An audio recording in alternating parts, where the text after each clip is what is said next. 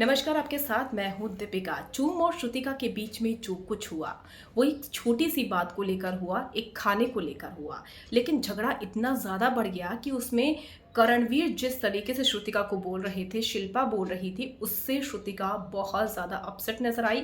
झगड़ा बढ़ता चला गया और इन दोनों के बीच में, यानी कि श्रुतिका, करण या फिर शिल्पा के बीच में सैंडविच की तरह पिस गई चूम। एक्चुअल में चूम की कोई गलती नहीं थी, लेकिन चूम का एग्रेशन पहली बार देखने को मिला।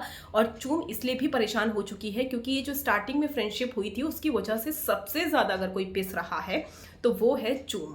और उसके बाद श्रुतिका का मेंटली ब्रेकडाउन हुआ और उस ब्रेकडाउन की वजह से चूम ने उन्हें कंट्रोल करने की कोशिश की। क्या इन दोनों के रिश्ते सुधर पाएंगे या नहीं, लेकिन वो तो बाद में पता चलेगा। लेकिन इस पूरे चीज़ में चूम मेंटली परेशान दिखाई दी, कई बार रोती हुई नजर आई और उनको संभालते हुए दिखाई दिए करणवीर मेहरा। करणवीर मेहरा ने भी पहली बार चूम का ये मेंटली ब्रेकडाउन देखा था। इवन श्रुतिका का भी बहुत हैरान कर देने वाला था। शॉकिंग ये जो मोमेंट्स थे फ्रेंडशिप में देखने को मिले।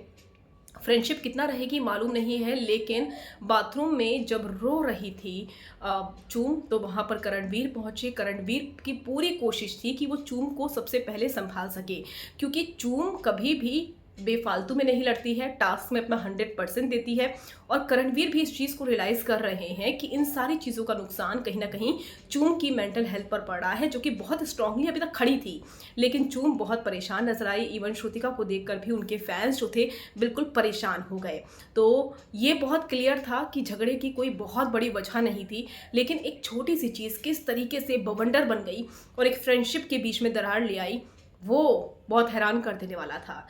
चूम की केयर करते हुए नजर आए हैं करणवीर मेहरा। आपका क्या कहना है, कमेंट कर जरूर बताइएगा।